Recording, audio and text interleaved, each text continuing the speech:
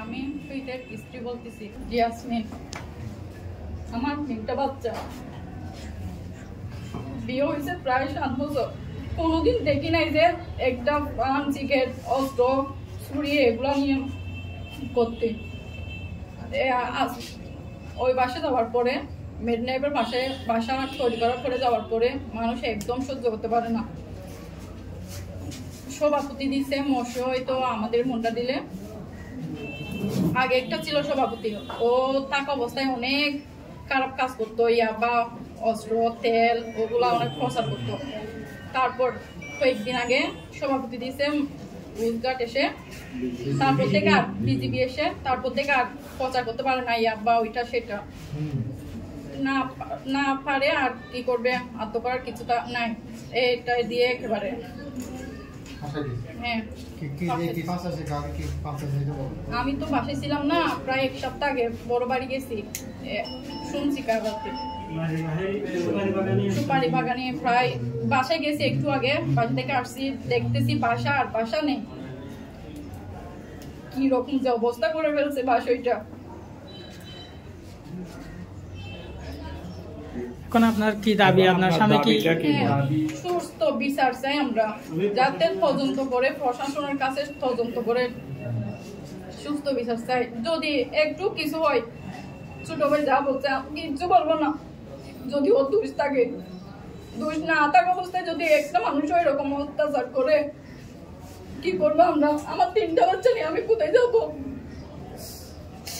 তাই বলতেছি, তদন্ত করে সুস্থ বিচার করে আমরা।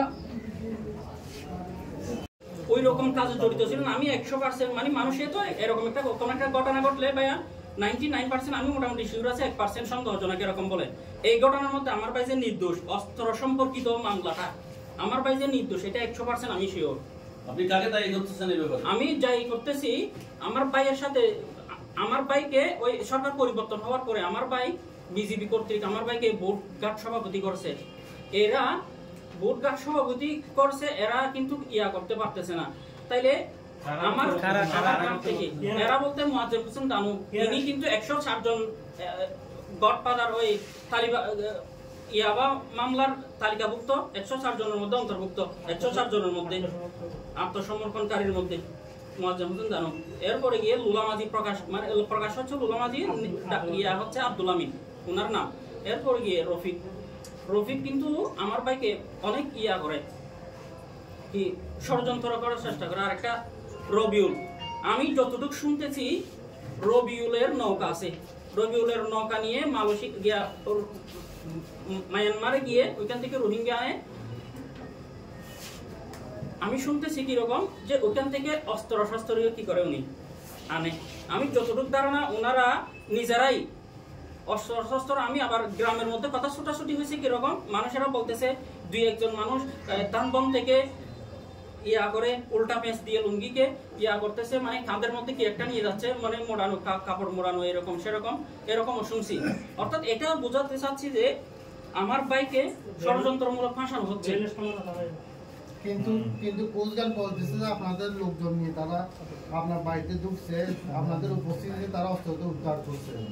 আমি তো শুরু থেকে বলছি, আমি চাবি দেওয়ার পরে তারা দরজা খুলছে, দরজা খোলার পরে আমি দাঁড়াই থাকছি ওইখানে ওনারা তল্লাশি করতেছে। তল্লাশির এক পর্যায়ে একজন সিনিয়র অফিসার বলছে আপনারা তো যেদিকে আসেন ওইদিকে গিয়ে দেখেন, এরকম বলে মিটিং কানেক্ট করে বাড়ির চুপারি বাগান থেকে ওইটা এসে সার পাইছি এরকম বলে ইয়া করছে। ওই অস্ত্রটা আপনার ভাই সংবাদ সম্মেলনে স্পেসিফিক আমাদেরকে বক্তব্য দিয়েছে, শাকের মাঝে 2-3 দিন আগে নাকি মানে ফাঁসি দিতে বলছে। আমাকেও বলছে যে ওখানে আমার মোবাইলের মধ্যে কল রেকর্ড থাকবে, কিন্তু আমি কল রেকর্ডটা এখনো পাই না। অতি শীঘ্রই আমি এইটা ইয়া করবো, বের করে আপনাদেরকে অবহিত করবো। বলছে যে আমি ওই তোমাকে দেখে নিব। কে বলছে? তোমাকে মামলায় এরকম সেরকম বলছে, মানে শাকের মাঝি। ওইটা মনে হয় ভিডিও দিয়ে বলছে আমার ভাই। শাকের মাঝি কাকে বলছে এটা? আমার ভাইকে ফোন করে হুমকি দিয়েছে, আমার ভাইকে ফোন করে হুমকি দিয়েছিল আর কি। আপনার চাওয়া পাওয়া কি এখন? আমার চাওয়া পাওয়া হচ্ছে আমরাও এখন অনিরাপত্তায় আছি, আমার ফ্যামিলি, আমার পরিবার, যেহেতু এরকম একটাই আছি। আর কিছুদিন আগে একটা আমার ভাইকে হাইজ্যাক করছিল, ওই যে আমার ভাই মানে বোর্ড কার্ড সভাপতি আছে বা ওইখানে ওনার একটু ব্যথা বিক্রি বেশি হয়, এই কারণে বিভিন্ন কিছু কেন্দ্র করে আমার ভাইকে ধরে নিয়ে আমার বাবার জন্য কি করছে, ওষুধের জন্য ফার্মেসি আসলে ওখান থেকে ধরে গিয়ে এগুলোর ভিডিও রেকর্ড আছে, ধরে নিয়ে গিয়ে হাইজাক করে ব্যালেং স্টার নিয়েছিল নাকি, ওগুলো একটা পয়েন্টের বিষয়। এগুলোও টেনশনের বিষয় আমাদের। আমরা খুব অনিরাপত্তায় আছি এখন, খুব টেনশনের মধ্যে। আচ্ছা, এই যে এখন মামলা